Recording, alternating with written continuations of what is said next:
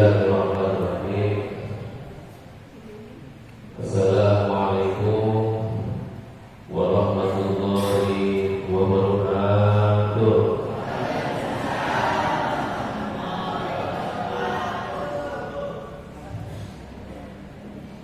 Alhamdulillah, alhamdulillahilladzi an'ama 'alaina bi nikmati sihat. Amin. Ayo aminkan, amin. Wa nikmati sihat wal afiyah, wal quwwah wal istiqomah, wa nikmati silaturahim. Silaturahim diwasilati Lailatul Istimah MWCNU Sumber Daya. Amin ya rabbal. Asyhadu an la ilaha illallah wahdahu la syarika lah wa asyhadu anna Muhammadan abduhu wa rasuluhu la nabiyya ba'da. Allahumma shalli wa sallim ala sayyidina Muhammadin wa ala alihi wa sahbihi ajma'in, amma ba'd. Yang kami hormati, kami banggakan orang tua kita, berbincang, alhamdulillah nanti sudah hadir di tengah-tengah kita Bapak Camat, Bapak Kapolsek, Bapak Amir.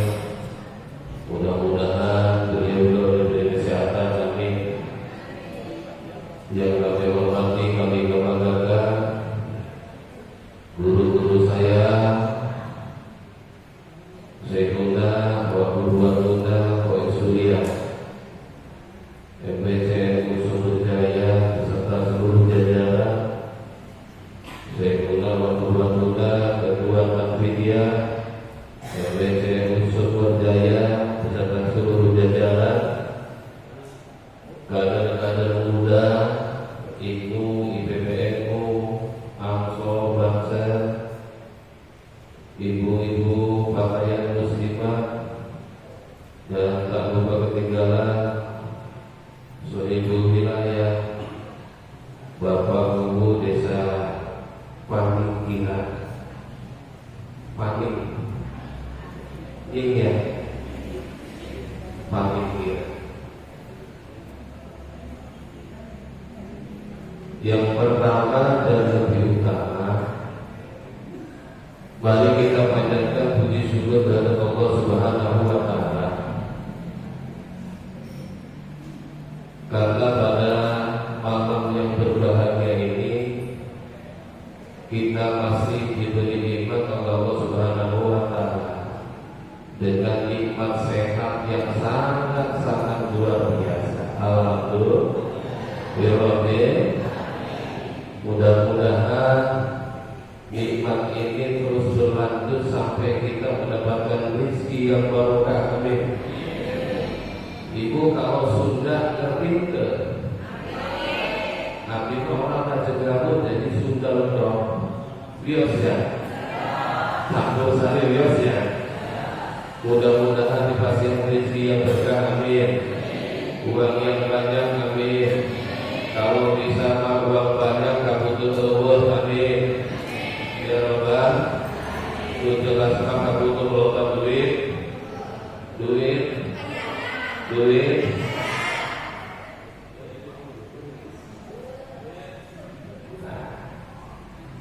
Sholawat dan serta salam semoga tersampaikan dan tercurahkan kepada junjungan kita Habibana wa Nabiyana Muhammad sallallahu alaihi, kepada keluarganya, sahabat-sahabatnya, nabi-nabinya, dan seluruh mudah-mudahan kita sebagai umatnya, mudah-mudahan wasilah kita mahabbah baginda Rasulullah sallallahu alaihi wasallam, kita mendapatkan syafaat kurba Nabi besar Muhammad sallallahu alaihi wasallam. Yang pertama, saya mengaturkan salam takdim untuk semuanya, khusus guru-guru saya, Pak Kiai Sominis, Kak Maksud, dan para kiai yang lainnya, dan semuanya lainnya, dari Ketua PCNU, kita jaga doa mudah-mudahan beliau bagi umat diberikan kesehatan kembali, amin. Diberikan kekuatan kembali, amin. Sehingga bisa kembali membawa gerbong Nahdlatul Ulama di Kabupaten Majalengka menjadi besar dan maju, amin ya Allah ya Rabbal alamin. Yang kedua, ini mungkin kesalahan Pak Kiai Jamroni sebagai sohibu wadilah. Telepon saya dadakan, Bu. Jadi tidak saja tahu dadakan, tahu bulan dadakan, tapi ditelepon langsung. Jadi pangapunten, nanti ketika menyampaikan saya kurang berkenan sama ibu bapak semua. Yang terpenting hari ini kita melaksanakan Lailatul Istiqomah. Kalau bahasa keren anak mudanya itu di Ibnu IPPN, kita ini kongko bersama. Kemarin acara di Raja Galuh Ansor itu ada bahasa kongko bersama dengan kopeah bahasa kopda. Lalu cek anak muda itu kopda. Gayanya Nahdlatul Ulama adalah Lailatul Istiqomah, kumpul bareng, ngobrol bareng terkait organisasi, terkait NU, terkait ekonomi dan lain sebagainya. Termasuk di dalamnya adalah kajian keilmuan. Maka sungguh bahagia kita semua ketika MTC-NU Sumber Jaya bisa melaksanakan silabda Lailatul Istiqomah ke desa-desa yang ada se-Sumber Jaya. Tepuk tangan untuk MTC Sumber Jaya. Ibu, bapak, dan anggota semuanya, saya mau kasih pilihan. Ibu, ngaji ini mau dibikin bahagia atau dibikin ngantuk? Sekali lagi, mau dibikin bahagia atau dibikin ngantuk? Kalau bahagia, ibu jangan ngantuk. Setuju? Setuju, Bu? Nah, ketika berbicara bahagia, Ibu, ada beberapa kunci yang membuat hati kita, hidup kita bahagia. Kalau sudah bahagia, insya Allah akan terbuka futuhatil barokah, futuhatil rizki, wa futuhatil hikmah. Alhamdulillah. Itu kuncinya ada di mana? Yang pertama, ketika kunci kebahagiaan itu, ketika ibu ada yang membenci kepada kita, nyinyir yang luar biasa kepada kita, semutnya kepada kita, tapi kita tidak terasa oleh perilaku yang semut benci kepada kita. Di Binyama kita dianjurkan untuk belajar membukakan hati dalam artian lego. Lalu ibu, bapak, sarwana akan terjadi sebuah krisis yang namanya pasehat. Musuh, apalagi nanti sebentar lagi menjelang pilkada, keluarga ini beda dengan budaya itu akan merangsang bagaimana situasi yang tadinya aman nyaman menjadi tidak kondusif. Jadi yang paling pertama itu ketika ingin bahagia, lepas lembut ketika ada orang yang ingin ke kita, biarkan saja.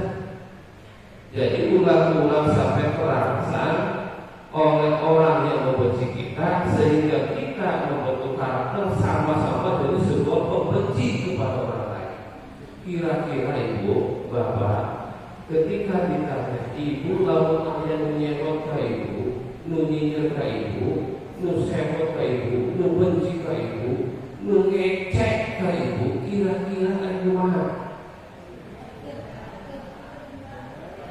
Dari mana?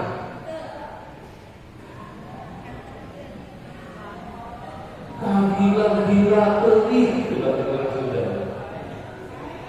Gila pelit sama gitu ngecek gitu.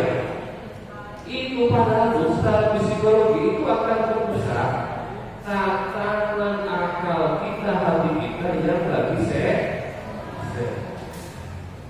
Maka ketika kunci pertama bahwa kita ingin bahagia itu ketika kita bisa melepaskan dari rangsangan kebencian dari seseorang menjadi legowo hati kita. Alhamdulillah kita bisa itu teh. Gak mungkin ada sesuatu bisa berapa? Saya yakin kalau bisa saya main carok lah begitu, maka kopi itu hewan lain hewan kan gitu ya. Betul ya? Betul ya? Betul lah. Nah itu ya. Yang pertama itu kita mencoba melepaskan sebuah rasa. Ya, di sini kita membutuhkan sebuah pemikiran yang moderat. Artinya kita lebih moderat, lebih modern, lebih penguasaan keilmuan secara fisiologis dan sebagainya. Nah itu diajarkan oleh Nahdlatul Ulama. NU itu sangat luar biasa moderat, tidak ketinggalan zaman, tapi mengikuti perkembangan luar biasa. Terutama untuk Nahdlatul Ulama. Coba kalau yang fanatik ada kawan kita, tetangga kita yang beda paham, bukan habis. Ada tetangga kita, tamu kita yang beda paham, beda ideologi, sudah habis. Tapi NU masih berbicara masalah rasa. Kira-kira tukang beca sama ibu merasakan garam sama enggak? Sama enggak? Tukang beca merasakan garam rasanya asik. Apa ibu beda? Karena ibu istri dewa jadi merasakan garam menjadi manis. Kan enggak? Itulah berbicara masalah rasa. Maka di NU itu diajarkan pemikiran yang modern. Jadi kalau sudah ngaji dan dirasa, maka ulah teh kudu loba rumah ambe boga rasa, lamun teu boga rasa, teu boga rasa. Setuju? Itu yang pertama. Yang kedua, kunci bahagia itu ketika ibu bapak sesat hati kita dengan berbagai macam krisis. Yang pertama krisis kangen, yang kedua sewot, nafsu. Tahu deh bu, itu banyak hati. Tahu deh bu, Pak. Apalagi coba banyak hati. Ketika merecoki hati kita, maka hati kita itu tidak akan pernah bersifat. Makanya di dalam Al-Quran ala bidzikrillahi tatmainnul qulub. Maka sering-seringkan dikit kepada Allah. Nah yang jadi pertanyaan, ibu sudah mendalami pikir itu sudah sampai mana? Apa hanya sekedar ucapan di bahan buku, di bibir buku? Apa sudah masuk ke hati? Apa sudah masuk ke otak? Apa sudah masuk ke kepala? Apa cukup dengan kita pikir kepada Allah Subhanahu wa Ta'ala, tapi cangkemmu itu tidak bisa jereng? Amin pikir, esok-esok geus ngomong debat. Sahan gitu eta. Sahan gitu. Aya urang ieu. Aya kana zaman mana? Amisi eta bahang bibir itu dipakai untuk zikir kepada Allah, tapi cangkemnya nggak bisa dijaga. Masih seneng gosip, masih seneng ngejelekin orang, masih seneng ngebully orang. Itu teh orang panik. Orang aja kalut ya, ada, gitu ya. Bu, seorang jagoan berita, itu ya. Jadi yang kedua ternyata ketika hati kita tidak nyaman dengan berbagai lini, itu dari mulai pasewot, kaulok ya, maka cepat-cepat fas'au ila dzikri, kembalilah emut, kembalilah mengingat Tuhanmu. Maka disebutkan pada sadar faida bahwa fansur wa ila rabbika, lamun usaha geus beres, macul sudah beres, kerjaan kantor sudah beres, apapun mumetmu ketika kembali dengan wudu, ketika kembali dengan sholat, maka hatimu akan merasa tenang. Apalagi ditunjang dengan kita zikir kepada Allah. Kira-kira sampai di situ paham enggak? Paham enggak? Jadi obat kita bikin bahagia itu ternyata kita ini memperbanyak zikir yang mana zikir itu diucapkan oleh hati kita, karena penyakit-penyakit hati itu bisa merubah akal otak sampai tingkah laku kita. Setuju? Setuju? Ibu bapak bayangkan saja, ketika baru kasewo, punya kasewo, rasa malah mengkol di hati, itu akan berubah langsung ke energi keluar dari badan kita menjadi sesuatu perilaku yang tidak baik. Itu karena apa? Karena hati uranan terkena. Lalu setelah ibu kadang berpikir begini, ya Allah, ya Rabbi, saya sudah sholat, sudah duha. Mungkin ada sebagian pemikiran dari bapak ibu berpikir ke sana. Kurang apa lagi, ya Allah, saya sudah melaksanakan sholat tahajud di tengah malam. Kurang apa lagi, saya sudah melaksanakan sholat duha untuk meminta rezeki yang banyak. Tapi ketika hukum nyata di dalam kehidupan kita tetap sakit diri. Kadang seperti itu kita banyak nuntut kepada yang Maha Kuasa. Kadang kita berpikiran begini, ibu, duh, hari ini kumaha Gusti, ternyata orang sholat mereka gak Gusti koyong punah, koyong boga sawah, koyong boga mobil, dan kabul-kabul. Berarti ada sesuatu yang salah di diri kita. Ibu pernah menanyakan enggak? Ibu hebatnya doa luar biasa. Hayang boga minangku santri, hayang boga minangku dokter, hayang boga kabeli sawah, hayang beli mobil bukan satu, hayang T7, ya, hayang perusahaan maju, hayang pingin ini pingin itu. Kebayangkan ketika sholat itu sendiri, rakaat pertama itu masih lurus, tapi rakaat kedua itu sudah mulai bergoncang hati kita dan pikiran kita. Kadang-kadang kalau orang sudah bilang, rakaat kedua sudah melalui fase ngalamun, tujuh sholat ngalamun, tujuh sholat lagi kita sholat ngalamun. Itu dirawaskan kurang penyikiran sama ibu, sama enggak? Ibu jujur wae, bapak jujur wae, ketika sholat kepikiran di sholat itu duit ngulengit, kepikiran enggak? Kepikiran? Jujur di pikiran bapak, ketika sholat pernah memikirkan dalam benak bapak, ketika sholat itu membayangkan, aduh, lupa kondangan deh.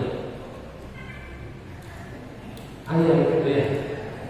Dalam sholat, ketika sholat karena banyak budak belum bayar sahriah di pondok, ataupun pikiran yang lain itu masuk di ranah kita sedang menghadap dan yang maha suci.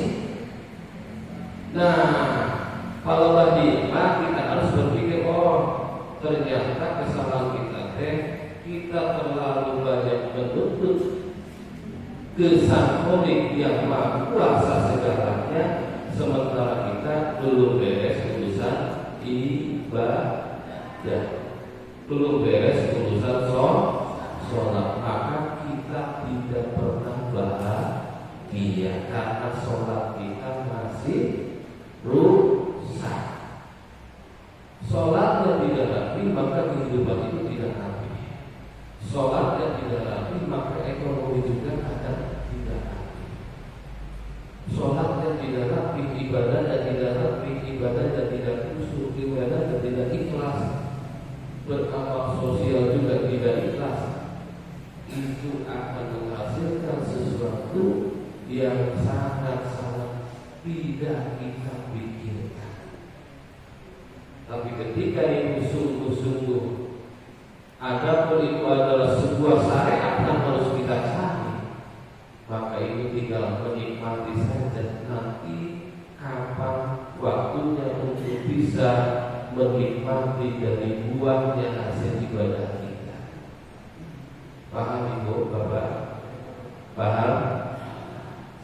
Ibu seorang pedagang sudah dibayangkan dari subuh, saya mau nagihan ke daerah ini, banyak pelanggan-pelanggan yang harus ditagih dengan pendeknya. Ibu yakin dengan arogansi sebuah pemikiran bahwa hari ini saya harus nagih ke pelanggan-pelanggan, harus dapat di angka 9 juta. Ada yang pernah berpikir sampai sana? Tapi dalam bentuk kenyataan, ketika kita melangkah, kita ditemukan dengan pelanggan kita yang ngeyel, hashtag ditagih. Kita ketemu dengan seorang pelanggan yang ketika ditagih main umpet-umpetan, ketika ditagih terus di rumahnya. Sampai yang kita pola pikir kita mendalami takdir sudah nyata akan mendapat 5 juta, 6 juta sekian. Tapi dalam konteks sampai akhir kita menemukan perjalanan yang sangat luar biasa, kita dirangsang untuk marah ke pelanggan, kita dirangsang oleh pelanggan dari kesal luar biasa.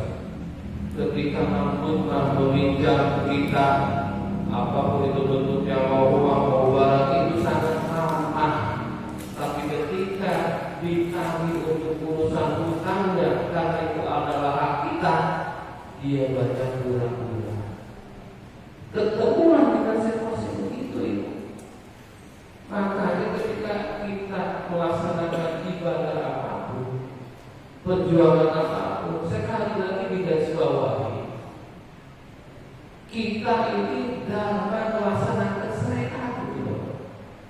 Apapun keputusannya, tapi itulah yang sudah ditakdirkan oleh Allah Subhanahu wa Ta'ala.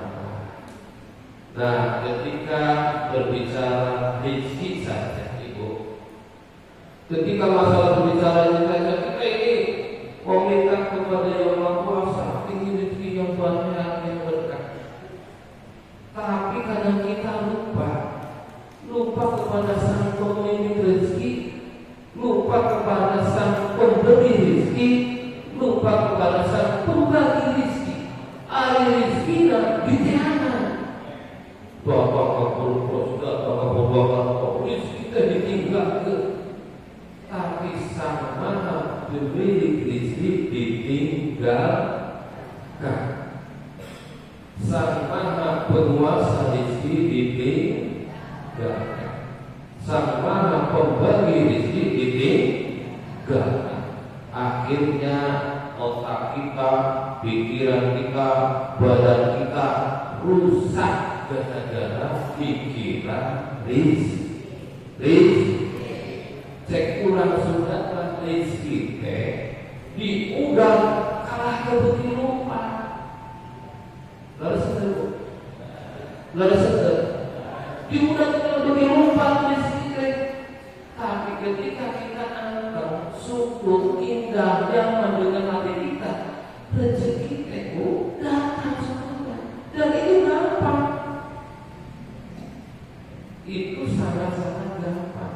Ketika kita sudah melaksanakan dengan niat saya melaksanakan dharma syariat untuk melaksanakan kewajiban mencari rezeki, mencari nafkah, maka ketentuan terakhir, maka sama-sama kita tawakal apapun keputusan itu adalah yang terbaik dari Allah Subhanahu wa Ta'ala. Kalau sudah begitu, enjoy Bu, hati ini bahagia. Jadi jangan lupa bahagia, jangan suka mencari masalah, karena masalah itu akan datang dengan sendirinya. Tapi yang harus jangan dilupakan, kita bahagia, berhidup, memenuhi pasihan panjang umur, dibikin bahagia itu. Dan ibu waktu ini kalau memaksakan kehendak, akhirnya jadi hidup itu lebih sempit. Bayangkan saja ibu, ketika ibu punya ambisi, pengen seperti orang lain, akhirnya ibu membentuk sebuah karakter bahwa saya harus seperti orang lain. Dulu boga kulkas, harus punya mobil, harus punya ini. Akhirnya ibu mencoba mempersamakan persepsi seperti orang lain. Rumah jalan dengan utang izin, dengan abang emo, abang itu. Akhirnya ibu dibungkusin tiap bulannya. Usaha itu teh dibungkusin berdiri orang soal, dibungkusin berdiri orang soal. Ternyata yang membuat bahagia itu diri kita sendiri. Yang bikin pusing itu adalah diri kita sendiri. Coba dibikin bahagia dong. Hidup ini indah, hidup ini luas.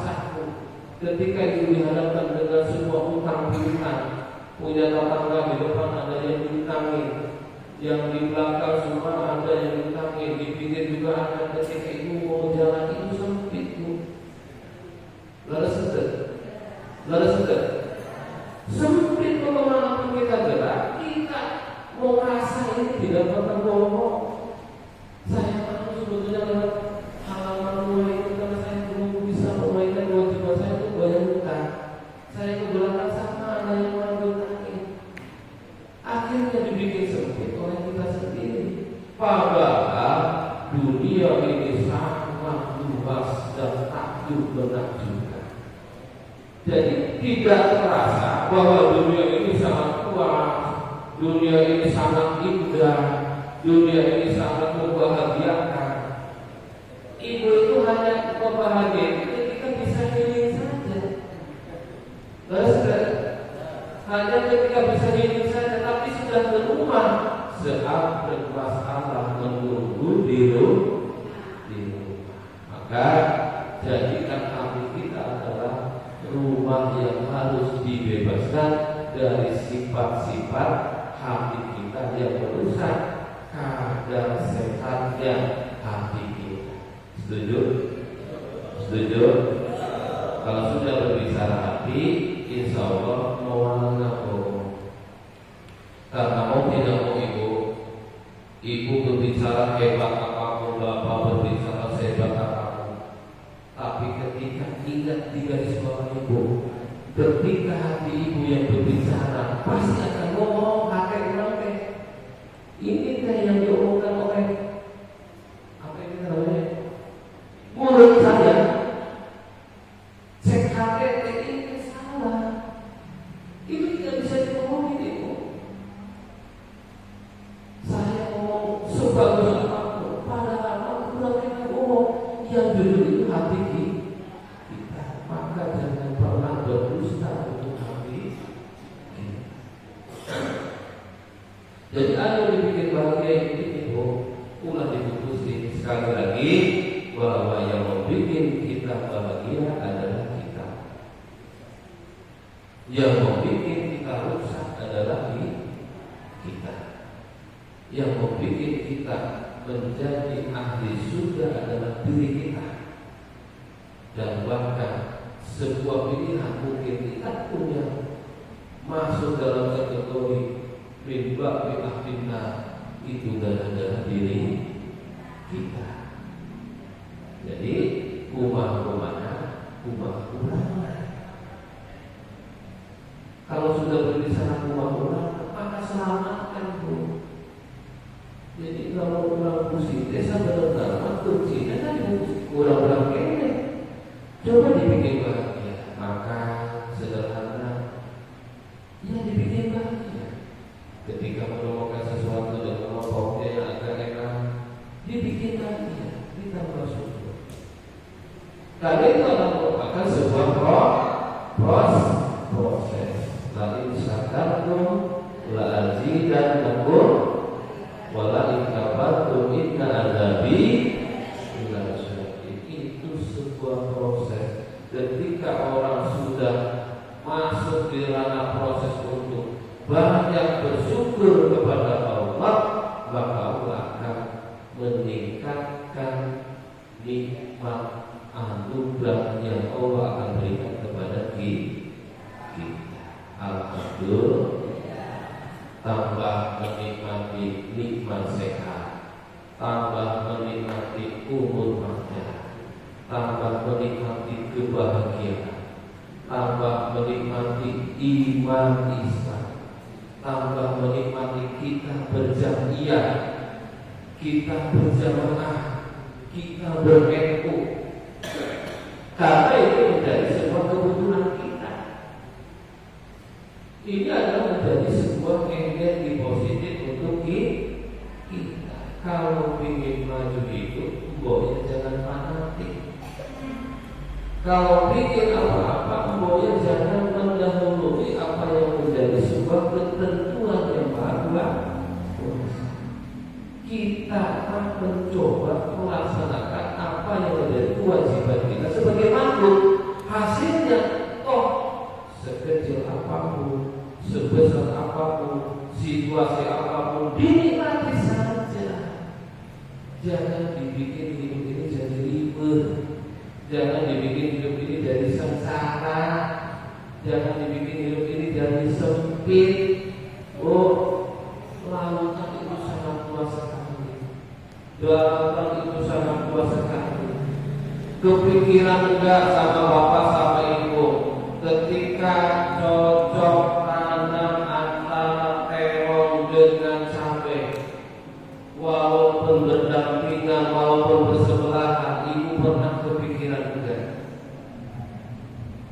Kenapa cabai itu sama ditanam di tanah, tapi ketika melihat sebuah yang menjadi buahnya itu pun berbeda. Ayam ladanya, kalau dia iraha eta datang lada,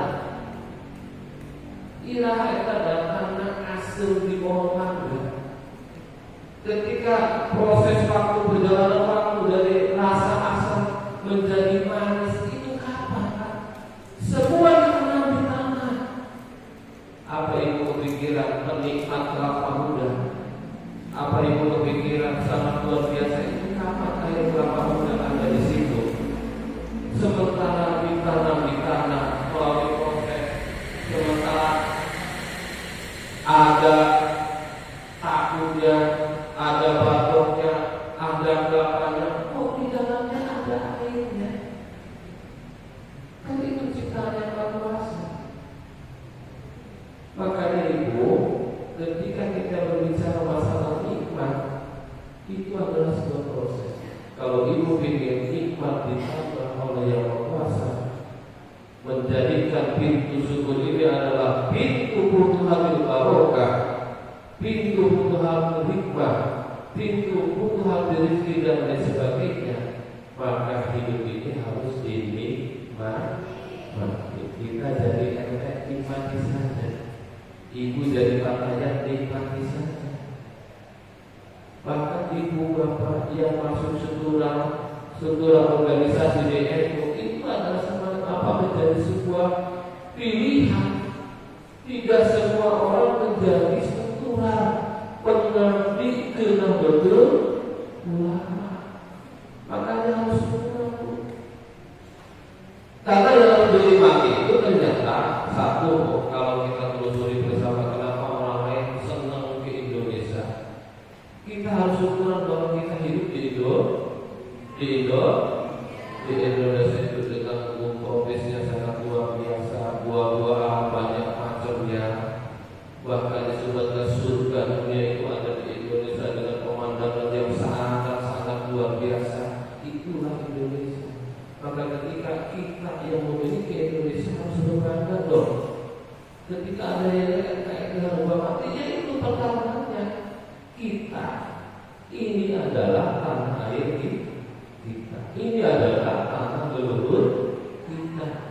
Musejek itu orang luar negeri itu sangat mengagumi keindahan Indonesia. Sangat luar biasa loh Indonesia ini. Berbagai macam fasilitas yang Allah berikan untuk kita, untuk bekal makan kita. Di samping nasi yang ada macam lauknya sangat luar biasa, dimulai ikan dengkul, ikan lele, ikan gabus, ikan apa, luar biasa sampai udang. Itu ikan penunjang nutrisi untuk kita. Buah-buahannya ada rambutan, ada nangka, ada ini, ada itu, sangat luar biasa pembeliannya orang pasar. Habis di Indonesia semua. Alhamdulillah. Kita mau tinggal ketika punya uang ingin buah-buahan banyak di kita.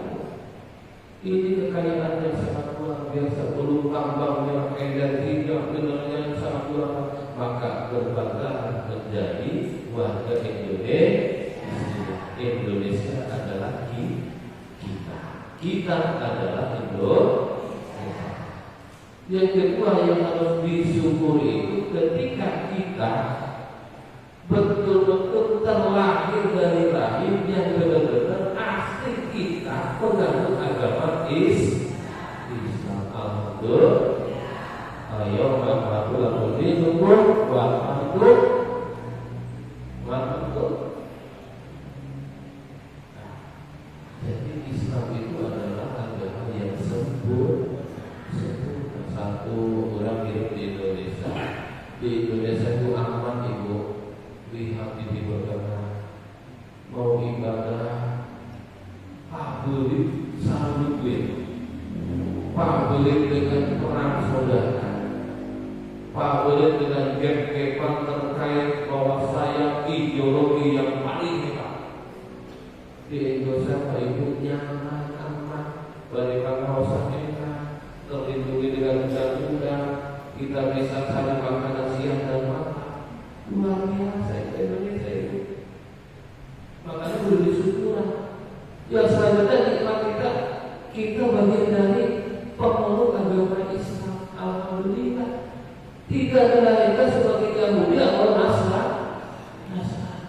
Itu yang harus disyukuri. Coba itu kalau Nasrani keturunannya. Coba kalau Yahudi. Alhamdulillah karena Islam kita bisa berdamai. Karena Islam, hadirnya Islam, rahmat lil alamin. Itu orang ragam Islam. Yang ketiga, kita bersyukur karena kita berilmu. Kita masuk dari bagian jamiah Nahdlatul Ulama. Itu harus bangga, Pak. Bapak harus bangga. Jangan takut, saya ilmu. Hari ini masih takut ngaku-ngaku ilmu. Masih isi-isi ngaku-ngaku ilmu. Mau dibakar ibu, bapak, apa menenggarai? Kita ilmu, Pak. Ilmu itu punya peran sangat luar biasa untuk kemerdekaan negara Republik Indonesia. Sangat luar biasa, leluhur itu luar biasa. Nah, ketika itu ada sebuah pekerjaan ilmu, gak mengenai ilmu. Ketika menemukan ada orang yang bisa begitu, ya kita wajib bahwa kita adalah bagian dari ahlu sunnah wal jamaah, An-Nabi. Karena sekarang punten saja orang yang ngaku aswaja itu banyak. Aswaja ahli sunnah wal jamaah, tapi pahamnya beda dari kita. Maka yang membedakan kita adalah aswaja ahli sunnah wal jamaah an-nabi. Kita berjamaah dan kita berjamaah di Nahdlatul Ulama. Jadi kita harus bangga. Sangat luar biasa peran muassis Nahdlatul Ulama dalam ikut kemerdekaan Republik Indonesia. Nah, itu. Yang selanjutnya nikmat apalagi yang harus disyukuri. Mau tidak mau, sadar tidak sadar, ibu bapak, bahwa malam ini kita sudah masuk di malam satu mau itu. Dalam kitab Maqalah Nasuhul Ibad pernah ada sebuah diskusi interaksi antara jin setan dengan baginda Rasulullah Sallallahu Alaihi Wasallam. Kam a'da'uka min ummati. Kira-kira begini, Nabi itu pernah ngobrol dengan jin setan, sang penggoda iman. Karena jin setan wala ini itu banyak, ada genderuwo, ada juri jariah, dan lain sebagainya. Itu pernah ngobrol. Yang ditakutkan menjadi musuh dari umatku itu siapa saja? Isruna nafarun. Iblis itu mengatakan ada 10 golongan yang menjadi musuh saya. Lalu ditanya lagi sama baginda Rasul, siapa saja? Maka dijawab oleh iblis dan kawan-kawan, awwaluhum anta ya Muhammad. Musuh paling utama dari umat Nabi Muhammad, yang paling utama. Iblis itu mengatakan awalun anta ya Muhammad. Yang pertama itu musuh utama saya adalah jenengan ya Muhammad. Loh saya tanya, karena hadirnya Muhammad di tengah-tengah alam jahiliyah, hadirnya baginda itu bisa merubah segalanya. Dari alam jahiliyah menjadi dengan dulu mati kilamu.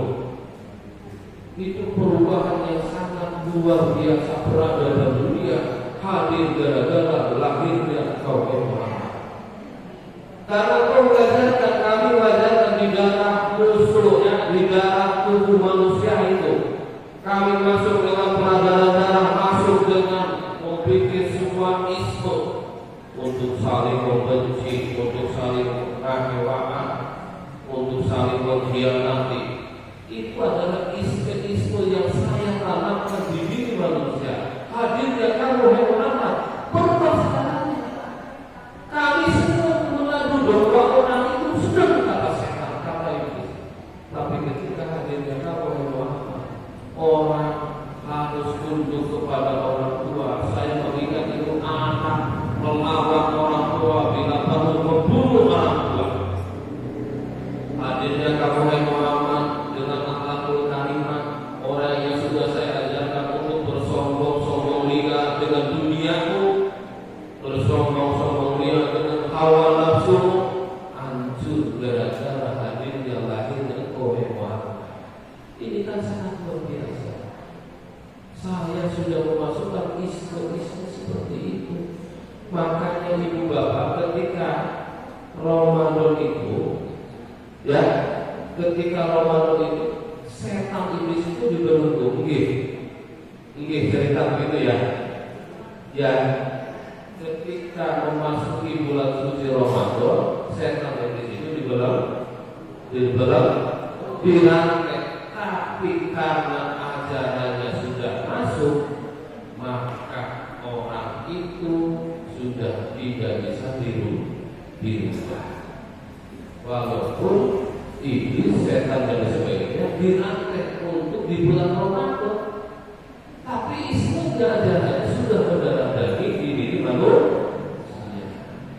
Maka sifat takabur, sombong dan lain sebagainya itu hadir di diri manusia. Maka ketika perbedaan struktur kemerdekaan, merdeka yang sejatinya adalah ketika orang sudah bisa menghapus, melepaskan dirinya dari jeratan hawa nafsu.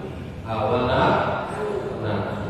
hawa nafsu itu ketika ibu ditantang untuk ibadah, ditantang untuk sholat, ditantang untuk yang lainnya beramal soleh, itu akan mengarahkan ibu kepada sebuah kebaikan yang pada akhirnya endingnya itu adalah surganya yang Maha Kuasa. Tapi mengajak ke sana itu kita ditantang dengan rasa-rasa yang ada habis di pikiran hati kita. Rasa Korea, rasa tegiyong, rasa sanggup, rasa sebagainya itu masuk ada di dalam hati kita, dan itu terus menjajah badan kita. Karena mereka tahu bahwa manusia itu sangat luar biasa, makhluk yang sangat sempurna. Mereka tahu ingin ngikut sempurna di akhir.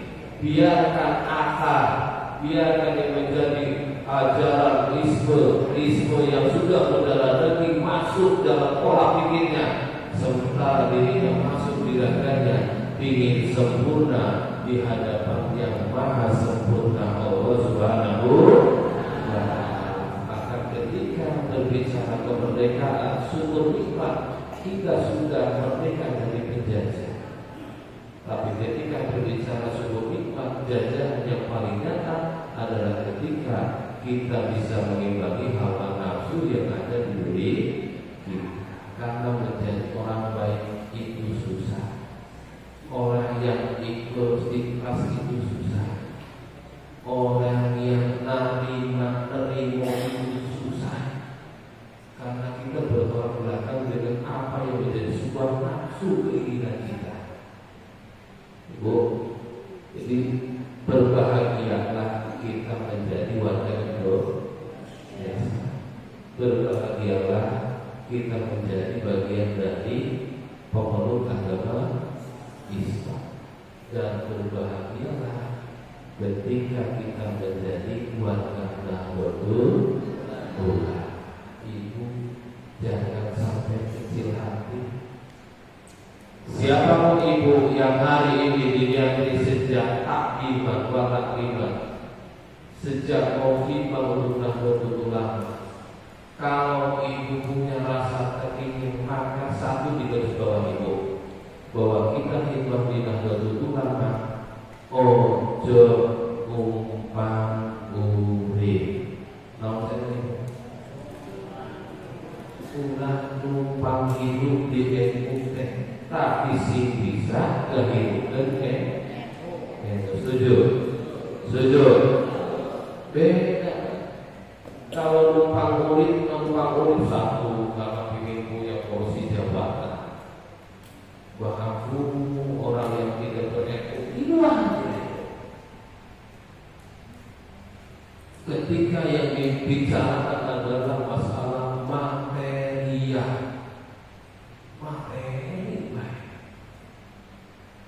ketika materi itu tidak siapa, karena berbicara materi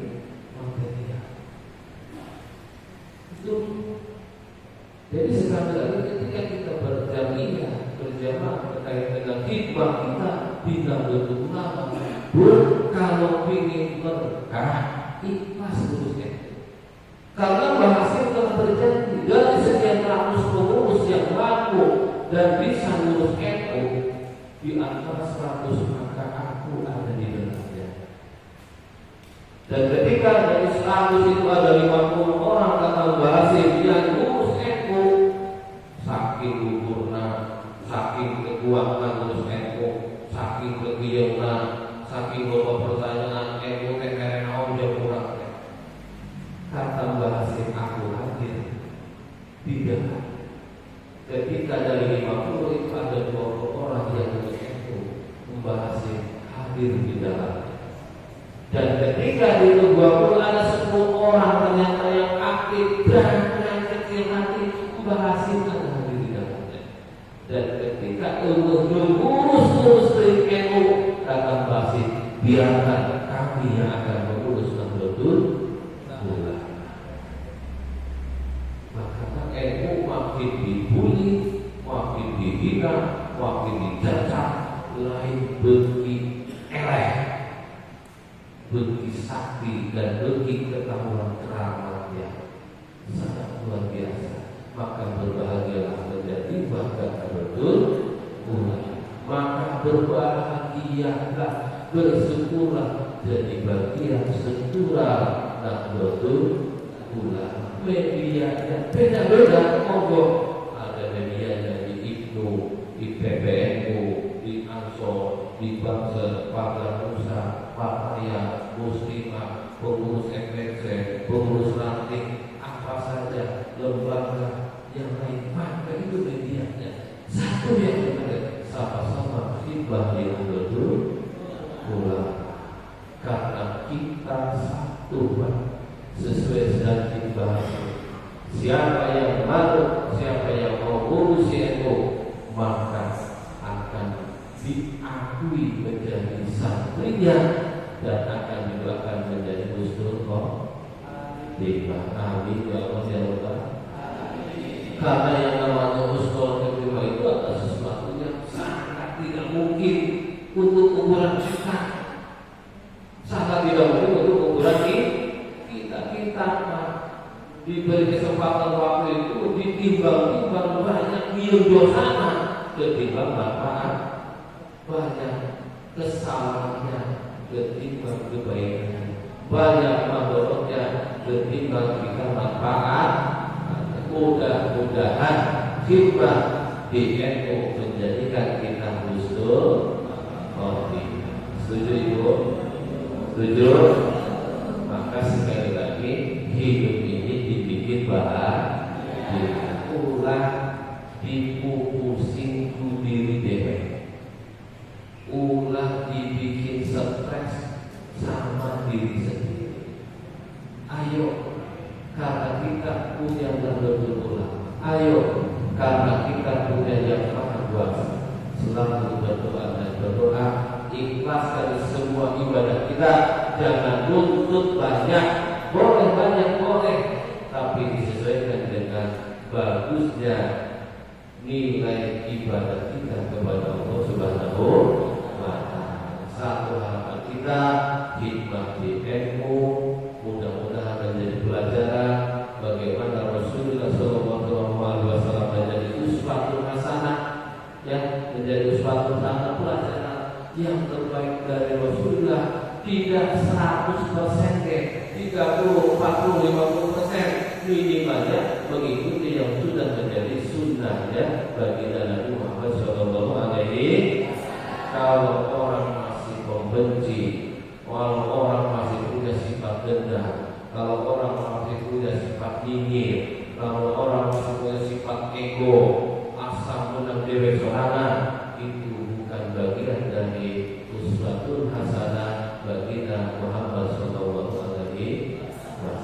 Jadilah kader yang sangat luar biasa, biar adik-adik kita, biar anak-anak kita together. Jadi kader apa itu Bu. Ibu bapak yang kami hormati kami muliakan, mudah-mudahan silaturahmi saya ke guru saya yang di belakang dengan tidak menghormati rasa hormat kami. Saya mohon maaf apabila apa yang disampaikan kurang berkenan.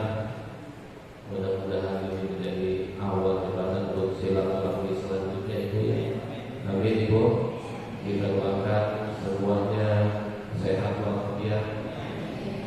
dijembarkan urusan rezekinya, dijembarkan usahanya, dijembarkan kehidupannya, dilancarkan segala sesuatunya, diberkati Nahdlatul Ulama. Al-Fatihah.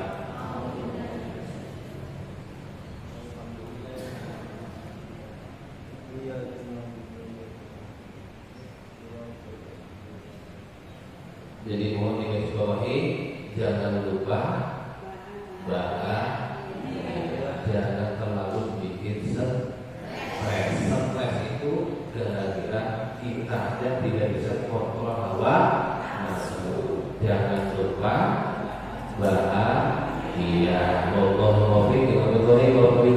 Assalamualaikum warahmatullahi wabarakatuh.